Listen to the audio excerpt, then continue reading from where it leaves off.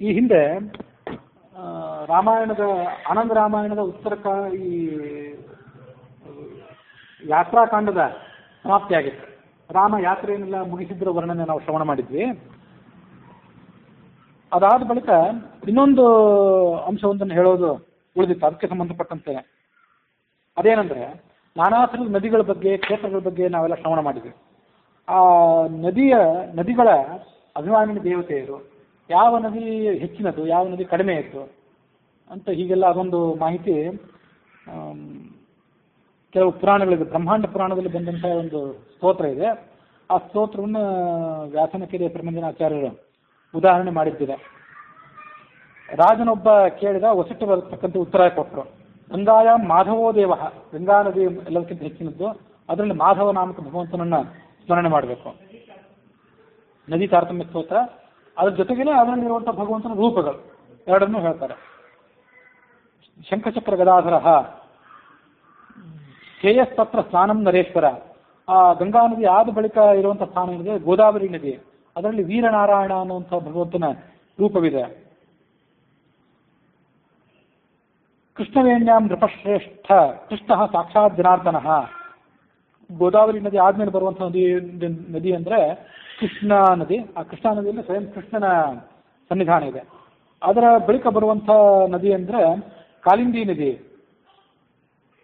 ಆ ಕಾಲಿಂದಿ ನದಿಯಲ್ಲಿ ಯಮಪುತ್ರನಾದಂಥ ಕೃಷ್ಣ, ವಸುದೇವನ ಮಗನಾದಂಥ ವಾಸುದೇವ ಅನಿಸ್ಕೊಂಡಿರುವಂಥ ಕೃಷ್ಣ ಬೇರೆ, ಯಮನಿಗೆ ಮಗನಾಗೊಮ್ಮೆ ಭಗವಂತ ಜನಿಸಿದ್ದ. ಆ ಯಮಪುತ್ರನಾದಂಥ ಕೃಷ್ಣ ಅದರಲ್ಲಿ ಆ ಯಮುನಾ ನದಿಯಲ್ಲಿ ಇದ್ದಾನೆ. ಕಾಲಿಂದ್ಯಾಂ ಯಮಪುತ್ರಶ್ಚ ಕೃಷ್ಣನಾಮ ಹರಿನೃಪ ಚತುರ್ಭಾವ ಸದಾಜ್ಞೇಯ ದಂಡ ಶಂಖ ಹರಿ ಶಾರ್ಂಗಭೃತ. ಅದಾದ ಆ ಕಾಲಿಂದಿ ನದಿ ಆದ ಬಳಿಕ ಇರುವಂತಹ ಹೆಸರು ಅಂದ್ರೆ ಸರಸ್ವತಿ. ಆ ಸರಸ್ವತಿ ನದಿಯಲ್ಲಿ ಪದ್ಮನಾಭ ಅನ್ನುವಂಥ ಭಗವಂತನ ರೂಪ ಇದೆ. ಅದರ ಬಳಿಕ ಬರುವಂತಹ ನದಿ ಅಂದ್ರೆ ಕಾವೇರಿ ನದಿ. ಆ ಕಾವೇರಿ ನದಿಯಲ್ಲಿ ರಂಗನಾಥನ, ಕಾವೇರಿ ನದಿ ತೀರದ ನಿವಾಸ ಅಂತ ರಂಗನಾಥನ ಸ್ವರೂಪವನ್ನು ಧ್ಯಾನ ಮಾಡಬೇಕು. ಕಾವೇರ್ಯಾಂ ರಂಗನಾಥಂತು ಸರೈವಾಂ ರಾಮಮೇವಚ. ಸರಯೂ ನದಿಯಲ್ಲಿ ಸ್ನಾನ ಮಾಡುವಾಗ ರಾಮನಾಮಕ ಭಗವಂತನನ್ನ ಸ್ಮರಣೆ ಮಾಡಬೇಕು.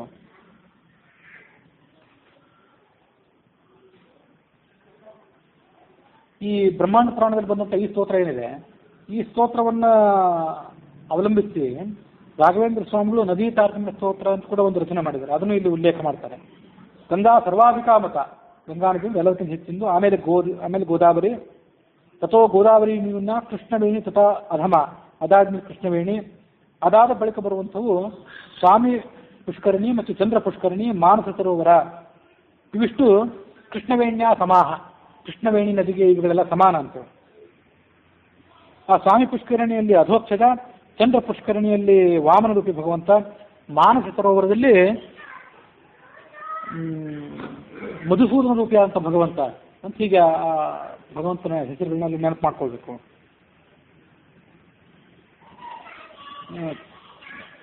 ತಾಭ್ಯ ಕಾವೇರಿ ಚ ಸರಸ್ವತಿ. ಈ ಎಲ್ಲ ಸರೋವರಗಳಿಗಿಂತ ಕೆಳಗಿನ ಇರುವಂಥದ್ದು ಕಾವೇರಿ ಮತ್ತು ಸರಸ್ವತಿ. ಅವೆರಡೂ ಕೂಡ ಸಮಾನ ಅಂತ. ಕಾವೇರಿ ಮತ್ತು ಸರಸ್ವತಿ ನದಿಗಳೆರಡೂ ಕೂಡ ಸಮಾನ ನದಿಗಳು. ಕಾವೇರಿಯಲ್ಲಿ ರಂಗನಾಥ, ಸರಸ್ವತಿಯಲ್ಲಿ ಪದ್ಮನಾಭ ಅಂತ ಅದನ್ನ ಈಗಾಗಲೇ ಹೇಳಿದೆ. ತಾಭ್ಯಾಂ ಮೂಣಾ ಸರಯು. ಆ ಕಾವೇರಿ ಮತ್ತು ಸರಸ್ವತಿಗಳಾದ ಬಳಿಕ ಇರುವಂಥದ್ದು ಏನಿದೆ ಅದು ಸರಯೂ ನದಿ. ತುಂಗಭದ್ರಾ ಸಮ ತಸ್ಯಾಹ ಕಾಲಿಂದ್ಯೂನ ತಥೋ ಅಧಮ. ಅದಾದ ಮೇಲೆ ತುಂಗಭದ್ರಾ ನದಿ, ಅದರ ಮಾಹಿತಿ. ತುಂಗಭದ್ರೆಯಲ್ಲಿ ವರಾಹ ರೂಪಿ ಅಂತ ಭಗವಂತನ ಧ್ಯಾನ ಮಾಡಬೇಕು ಅಂತ ಮಾಹಿತಿಯನ್ನು ಹೇಳ್ತಾರೆ. ನರ್ಮದಾ ಸಿಂಧು ಸರಿತವು ತತ್ಸಮ ಭವನಾಶಿನಿ. ನರ್ಮದಾ ಮತ್ತು ಸಿಂಧು ಅನ್ನುವಂಥ ನದಿಗಳು, ಇವುಗಳೆರಡೂ ಕೂಡ ಆ ತುಂಗಭದ್ರಾ ನದಿಗೆ ಸಮಾನ ಅನ್ನೋ ಅಭಿಪ್ರಾಯ ಕಾಣಿಸ್ತದೆ. ಆ ಸಿಂಧುವಿನಲ್ಲಿ ಕ್ಷೀರಾಬ್ಧಿಶಾಯ ಅಂತ ಭಗವಂತ, ನರ್ಮದೆಯಲ್ಲಿ ಮಹಾವಿಷ್ಣು, ಅವರನ್ನ ಧ್ಯಾನ ಮಾಡಬೇಕು. ಮತ್ತೆ ಕುಮುದ್ವತಿ ನೀಚ, ಕುಮುದ್ವತಿ ನದಿ ಇವೆರಡು ನದಿಗಳಿಗಿಂತ ಕೆಳಗಿನದು. ತಥೋ ನೀಚ ಮಲಾಪಹ, ಅದಕ್ಕಿಂತ ಕೆಳಗಿರುವಂಥದ್ದು ಮಲಪ್ರಭಾ ನದಿ. ಮಲಾಪಹಾರಿ ನದಿಯಲ್ಲಿ ಜನಾರ್ದನ ರೂಪಿಯ ಅಂತ ಭಗವಂತ, ಕುಮುದ್ವತಿಯಲ್ಲಿ ತ್ರಿವಿಕ್ರಮ ರೂಪಿಯ ಅಂತ ಭಗವಂತನನ್ನ ಧ್ಯಾನ ಮಾಡಬೇಕು. ತಾಮ್ರಪರ್ಣಿ, ಭೀಮರತಿ, ವಂಜುಲಾ, ಪಿನಾಕಿನಿ ಇವೆಲ್ಲ ಭೀಮರತಿಗೆ ಸಮಾನವಾದದ್ದು. ತಾಮ್ರಪರ್ಣಿ, ಭೀಮರತಿ, ವಂಜುಲಾ, ಪಿನಾಕಿನಿ ಇವೆಲ್ಲ ಸಮಾನ ಕಕ್ಷೆಯಲ್ಲಿರುವಂಥ ನದಿಗಳಿವು. ಪಿನಾಕಿನಿಯಲ್ಲಿ ಕೇಶವ, ತಾಮ್ರಪರ್ಣಿಯಲ್ಲಿ ಅನಂತ, ಭೀಮರತಿಯಲ್ಲಿ ಶ್ರೀಧರ, ವಂಜುಲ ಅದು ಎಲ್ಲಿ ಬಂದಿತ್ತು ಅಂತ ನನಗೆ ನೆನಪಿಲ್ಲ, ಹಿಂದೆ ಎಲ್ಲ ಹೇಳಿರ್ಬೋದು. ಆ ವಂಜುಲಾ ನದಿಯಲ್ಲಿ ಹಯಗ್ರೀವ ರೂಪ ಅಂತ ಭಗವಂತ. ಬಂದಂಗೆ ನೆನಪಿಲ್ಲ, ಅಥವಾ ಎಲ್ಲರೂ ಬಂದಿದ್ದು ನೆನಪಿಲ್ಲ, ಅದಕ್ಕೆ ನೆನಪಿಲ್ಲ ಅಂತ ಹೇಳಿ. ಈ ಯಾತ್ರಾ ಪ್ರಸಂಗದಲ್ಲಿ ಬಂದಿಲ್ಲ, ಅಲ್ಲಿ ಬಂದಿಲ್ಲ. ಅಂತೂ ವಂಜುಲಾ ನದಿಯಲ್ಲಿ ಹಯಗ್ರೀವ ರೂಪ ಅಂತ ಭಗವಂತನನ್ನ ಸ್ಮರಣೆ ಮಾಡಬೇಕು ಅಂತ ಅದರ ಮಾಹಿತಿ ಇದೆ. ತಥೋನ್ಯ ಸರಿಗೋ ನೀಚಾಹ, ಇದಕ್ಕೆ ಅದಾದ ಬಳಿಕ ಇರುವಂಥ ನದಿಗಳೇನಿವೆ ಅವೆಲ್ಲ ಅದನ್ನು ಪ್ರತ್ಯೇಕವಾಗಿ ಹೆಸರಿಸಿಲ್ಲ, ಅವೆಲ್ಲ ಇನ್ನೂ ಕೆಳಗಿನ ನದಿಗಳು. ಅವನ್ನ ಮಹಾನದಿಗಳು ಅಂತ ಅಷ್ಟೇ ಹೇಳ್ತಾರೆ. ಅವುಗಳಲ್ಲಿ ಕೇಶವಾದಿ ರೂಪಗಳು, ಕೇಶವ ನಾರಾಯಣಾದಿ ರೂಪಗಳು ಅಲ್ಲಿವೆ. ಇಲ್ಲಿ ಇನ್ನೊಂದು ನದಿ ಇರೋದಂದ್ರೆ ಪಿನಾಕಿನಿ ಅಂತ ಹೆಸರಿದೆ. ಪಿನಾಕಿನಿಯಲ್ಲಿ ಕೇಶವ ರೂಪಿಯಾದಂಥ ಭಗವಂತನ ಹೆಸರಿದೆ. ಮಹಾನದಿಗಳಲ್ಲಿ ಕೇಶವಾದಿ ರೂಪಗಳು, ಚಿಕ್ಕ ನದಿಗಳು ಅಂದರೆ ಉಪನದಿಗಳು ಅಂತ ಏನಿರ್ತಾವಲ್ಲ ಅವುಗಳಲ್ಲಿ ಲಕ್ಷ್ಮೀನಾರಾಯಣ ರೂಪ. ಸರೋವರಗಳಲ್ಲಿ ದತ್ತಾತ್ರೇಯ ರೂಪಿಯಾದಂಥ ಭಗವಂತನನ್ನು ನೆನಪು ಮಾಡ್ಕೊಳ್ಬೇಕು. ಸ್ವಾಮಿ ಪುಷ್ಕರಣಿ ಅಲ್ಲಿ ಅಧೋಕ್ಷಜ, ಚಂದ್ರ ಪುಷ್ಕರಣಿಯಲ್ಲಿ ವಾಮನ, ಮಾನಸದಲ್ಲಿ ಮಧುಸೂದನ ಅಂತ ಹೀಗೆಲ್ಲ ಮಾಹಿತಿ ಬಂತು. ಇದನ್ನೊಂದು ಗಮನಿಸ್ಬೇಕು ನಾವು. ತಥೋ ನೀಚಾಹ ಪುಷ್ಕರಿಣ್ಯ, ತಥೋನ್ಯ ಸರಿತೋ ನೀಚಾಹ ಕಟಾಕಾಶ್ಚ ತಥೋಧಮಾಹ. ಕೆರೆಗಳೇನಿರ್ತಾವಲ್ಲ, ನೈಸರ್ಗಿಕವಾಗಿ ನೀರು ನಿಲ್ಲುವಂಥ ಕೆರೆಗಳು, ಅವು ನದಿಗಳಿಗಿಂತ ಕೆಳಗಿನವು. ಆ ಕೆರೆಗಳ ಆದ ಮೇಲೆ ಪುಷ್ಕರಣಿಗಳು, ಸ್ವಲ್ಪ ದೊಡ್ಡ ದೊಡ್ಡ ಬಾವಿಗಳು, ದೇವಾಲಯಗಳು ಎದುರಿಗೆ ಏನಿರ್ತಾವಲ್ಲ ಅವುಗಳನ್ನು ಪುಷ್ಕರಣಿ ಅಂತ ಕರೀತಾರೆ. ಆ ಪುಷ್ಕರಣಿಗಳು ಆದಮೇಲೆ ತಥೋ ವಾಪ್ಯ, ವಾಪಿ ಮತ್ತು ಕೂಪ ಅಂತ ಎರಡಿದೆ. ಪುಷ್ಕರಣಿಗಳು ಆದಮೇಲೆ ಇರುವಂಥ ಸ್ಥಾನ ಏನಿದೆ ವಾಪಿಗೆ. ವಾಪಿ ಅಂದ್ರೆ ಏನು, ಕೂಪ ಅಂದ್ರೆ ಏನು? ಕೋಶಗಳಲ್ಲಿ ಎರಡಕ್ಕೂ ಕೂಡ ಬಾವಿ ಅಂತಲೇ ನಮಗೆ ಅರ್ಥ ಕಾಣಿಸ್ತದೆ. ಆದರೆ ವಾಪಿಗೂ ಮತ್ತು ಕೂಪಕ್ಕೂ ಹೀಗೊಂದು ಅರ್ಥ ಹೇಳ್ಬೋದು ಅಂತ ನನ್ನ ಒಂದು ಆಲೋಚನೆ. ಅದನ್ನು ನೀವು ಗಮನಿಸಿ. ವಾಪಿ ಅಂತಂದರೆ ಸ್ವಲ್ಪ ದೊಡ್ಡ ಬಾವಿ, ಯಾವ ಬಾವಿಯಲ್ಲಿ ಇಳಿತೇವಲ್ಲ ಅದು ವಾಪಿ. ಕೂಪ ಅಂತಂದರೆ ಯಾವ ಬಾವಿಯಲ್ಲಿ ಇಳಿಲಿಕ್ಕೆ ಬರೋದಿಲ್ವೋ, ನೀರನ್ನು ಸೇದಿ ಸ್ವೀಕಾರ ಮಾಡ್ತೀವೋ ಅದನ್ನು ಕೂಪ ಅಂತ ಅನ್ಬೇಕು. ಯಾಕೆಂದರೆ ಭಾವಪ್ರಕಾಶಿಕ ಅಂತ ಒಂದು ಗ್ರಂಥ, ಅದರಲ್ಲಿ ಕೂಪ ಅಂದ್ರೆ ಏನು ಅಂತ ಹೀಗೆ ಹೇಳ್ತಾರೆ. ಭೂಮೌ ಖಾತಃ, ಭೂಮಿಯಲ್ಲಿ ಅದನ್ನು ಅಗೆದಿರಬೇಕು. ಅಲ್ಪ ವಿಸ್ತಾರ, ಅದರ ವಿಸ್ತಾರ ಕಡಿಮೆ ಇರಬೇಕು. ಗಂಭೀರ, ಬಹಳ ಆಳವಾದದ್ದು. ಮಂಡಲಾಕೃತಿ, ಇದನ್ನು ಗಮನಿಸಿ. ಮಂಡಲಾಕಾರವಾಗಿದ್ದೇನಿದೆ ಇದನ್ನ ಕೂಪ ಅಂತ ಕರೀತಾರೆ. ಬದ್ಧ ಅಬದ್ಧ, ಆ ಮಂಡಲಾಕಾರವಾದ ಬಾವಿಯನ್ನು ನೀವು ಕೆಲವು ಕಡೆ ಬಂಧನ ಮಾಡಿರ್ತೀರಿ, ಅಂದರೆ ಕಲ್ಲುಗಳಿಂದ ಕಟ್ಟಿರ್ತೀರಿ, ಅಥವಾ ಕಟ್ಟಿಲ್ಲದೆ ಇರಬಹುದು. ಇದಕ್ಕೆ ನೀವು ಕೂಪ ಅಂತ ಅನ್ಬೇಕು. ಅದರ ನೀರಿಗೆ ಕೌಪ ಅನ್ಬೇಕು. ಕೂಪದಲ್ಲಿ ದೊರೆಯುವ ನೀರೇ ಕೌಪ, ಇದು ಕೂಪ. ಇದಕ್ಕಿಂತ ಹೆಚ್ಚಿನ ತರಗತಿಯದ್ದು ವಾಪಿ. ಕೂಪದಲ್ಲಿ ನೀವು ಮುಳುಗಿ ಸ್ನಾನ ಮಾಡ್ಲಿಕ್ಕೆ ಆಗೋದಿಲ್ಲ, ವಾಪಿ ಇಲ್ಲಾಂದ್ರೆ ಮುಳುಗಿ ಸ್ನಾನ ಮಾಡ್ತೀರಿ. ಅದಕ್ಕೆ ಕೂಪಕ್ಕೂ ಮತ್ತು ವಾಪಿಗೂ ಹೀಗೆ ಒಂದು ಅರ್ಥನ ಕೂಡ ಹೇಳ್ತಾರೆ. ಉಪ್ಯಂತೆ ಪದ್ಮಾನೇ ಅತ್ರ ಐತಿ ವಾಪ್ಯ. ಯಾವ ಬಾವಿಗಳಲ್ಲಿ ಪದ್ಮ ಮೊದಲ, ಪದ್ಮ, ನೈದಿಲೆ, ಕಮಲ, ನೈದಿಲೆ ಮೊದಲ ಅಂತ ಹೂಗಳು ಬೆಳಿತಾವಲ್ಲ ಅದನ್ನು ವಾಪಿ ಅಂತ ಅನ್ಬಹುದು. ನೀವು ಮನೆಯಲ್ಲಿ ನಾವು ಸೇದೋ ಬಾವಿಗಳು ಇರ್ತಾವಲ್ಲ ಅಲ್ಲಿ ಒಳಗೆ ಪದ್ಮ ಬೆಳಿಲಿಕ್ಕೆ ಸಾಧ್ಯ ಇಲ್ಲ. ದೊಡ್ಡ ದೊಡ್ಡ ಬಾವಿಗಳಾದರೆ, ಇಳಿಯುವಂಥ ಬಾವಿಗಳಾದರೆ ಅದರಲ್ಲಿ ಏನಾದರೂ ಈ ಪದ್ಮಗಳು ಬೆಳೆಯುವ ಸಾಧ್ಯತೆ ಇದೆ. ಹಾಗಾಗಿ ವಾಪಿ ಅಂತಂದರೆ ಇಳಿಯುವಂಥ, ಮುಳುಗಿ ಸ್ನಾನ ಮಾಡುವಂಥ ಬಾವಿಗಳು. ಕೂಪ ಅಂತಂದರೆ ಆಳವಾಗಿರುವಂಥದ್ದು, ಮಂಡಲಾಕಾರವಾಗಿರುವಂಥದ್ದು ಏನಿದೆ ಅದನ್ನು ಕೂಪ ಅಂತ ಅನ್ಬೇಕು.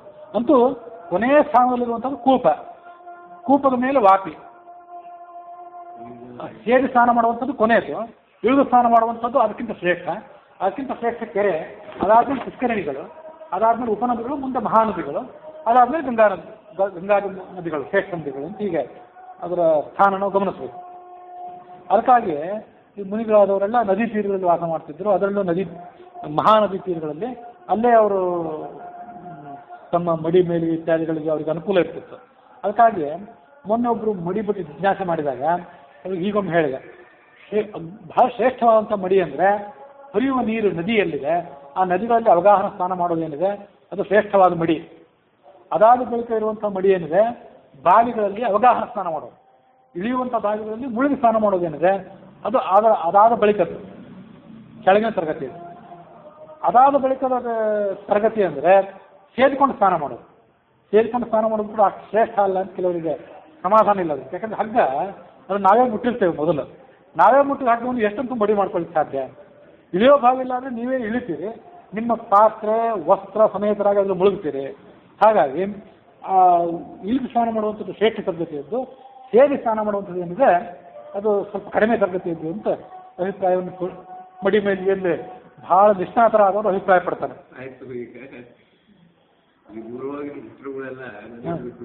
ಅಲ್ಲ ಅದು ಅದೇ ಮೊನ್ನೊಬ್ರು ಕೇಳಿದ್ರು, ಅಲ್ಲ ನದಿಗಳ ಬಗ್ಗೆ ನದಿ ಸ್ನಾನವೇ ಎಷ್ಟು ಶ್ರೇಷ್ಠ ಅಂತಂತೀರಿ. ಅವರು ಒಬ್ರು ಕೇಳಿದ್ರು ನನ್ನ, ಬ್ರಾಹ್ಮಣರನ್ನಲ್ಲ ಅವರು, ಅಷ್ಟೊಂದು ಮಡಿ ಮೇಲೆ ದಿವಸ ತಾವು ಮಡಿ ಮೇಲಿಗೆ ಅಷ್ಟೇನು ಮಾಡುವಂಥವ್ರಲ್ಲ, ಆಗ ನಿಷ್ಠೆಯಿಂದ ದೇವ್ರ ಪೂಜೆಯನ್ನು ಮಾಡುವಂಥವ್ರು ಒಬ್ರು ಬ್ರಾಹ್ಮಣೇತರೇ. ಅವರೇ ಕೇಳಿದ್ರು, ಅಲ್ಲ ನದಿಗಳು ಇಷ್ಟು ಪವಿತ್ರ ಅಂತೀರಿ, ಆ ನದಿಗಳ ಸ್ನಾನವೇ ಮಡಿ ಕಾರಣ ಅಂತೀರಿ ಹೇಗೆ ಅಂತ ಕೇಳಿದ್ರು. ನದಿಗಳನ್ನ ಇಷ್ಟೊಂದು ಹೊಲಸು ಮಾಡಬಹುದು ಅಂತ ಈ ಶಾಸ್ತ್ರಕಾರರಿಗೆ ಕಲ್ಪನೆ ಇರಲಿಲ್ಲ ಅಂತ ಹೇಳಿದೆ ನಾನು. ಇಷ್ಟೊಂದು ಹೊಲಸುಗಳು ನದಿ ಆಗಬಹುದು ಅಂತ ಅವ್ರಿಗೆ ಕಲ್ಪನೆ ಇರಲಿಲ್ಲ, ಹಾಗಾಗಿ ಅವರು ನದಿಗಳ ಸ್ನಾನ ಪವಿತ್ರ ಅಂತ ಹೇಳಿದ್ರು. ಈಗಿಲ್ಲ, ಏನು ಮಾಡೋದು, ನಮ್ಮ ದುರ್ದೈವ ಅಷ್ಟೆ. ನಳ್ಳಿಯಲ್ಲಿ ನಳದಲ್ಲಿ ಬರುವಂಥ ನೀರಿನಲ್ಲಿ ಯಾವ ಭಗವಂತ ಇರ್ತಾನೆ ಅಂತ ಈ ಶಾಸ್ತ್ರಕಾರರು ಹೇಳಲೇ ಇಲ್ಲ, ಅವ್ರಿಗೆ ಕಲ್ಪನೆ ಇಲ್ಲ ಮನುಷ್ಯ ಹೀಗೆ ಮಾಡ್ಬೋದು. ಅವ್ರಿಗೆ ಕಲ್ಪನೆ ಇರಲಿಲ್ಲ. ನದಿಗಳು, ಬಾವಿಗಳು, ಕೆರೆಗಳು ಇಷ್ಟೇ ಅವರಿಗೆ ಊಹೆಯಲ್ಲಿತ್ತು.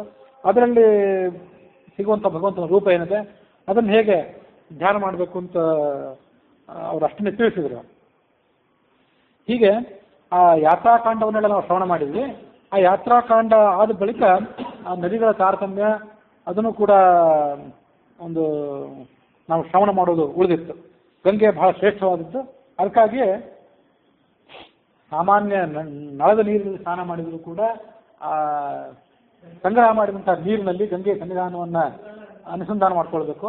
ಅದಕ್ಕಾಗಿ ಆ ಪಾತ್ರಕ್ಕೂ ಕೂಡ ಗಂಗಾಳ ಅಂತನ್ನೋದು ನಮ್ಮ ಕಲ್ಪನೆ. ಮತ್ತು ಇನ್ನೊಂದು ಇಲ್ಲಿ ಮಾಹಿತಿ ಇದೆ, ರಾಘವೇಂದ್ರ ಸ್ವಾಮಿಗಳ ನದಿ ತಾರತಮ್ಯ ಸ್ತೋತ್ರದಲ್ಲಿ ಸ್ವೋತ್ತಮಾಖ್ಯಂ ಪ್ರದಾತವ್ಯಂ ಅವರಾಸು ನಚಾನ್ಯಥ, ಯಾವುದೇ ನದಿಯಲ್ಲಿ ಸ್ನಾನ ಮಾಡುವಾಗ ಅದಕ್ಕಿಂತ ಉತ್ತಮವಾದಂಥ ನದಿಗೆ ಮಾತ್ರ ಅರ್ಘ್ಯ ಕೊಡಬೇಕು ಅಂತ ಹೀಗೆ ಹೇಳ್ತಾರೆ. ನದಿಯಲ್ಲಿ ಸ್ನಾನ ಮಾಡುವಾಗ ಸುಮ್ಮನೆ ನದಿಯಲ್ಲಿ ಮುಳುಗಿ ಹಾಕಿ ಬಂದುಬಿಡಬಾರ್ದು.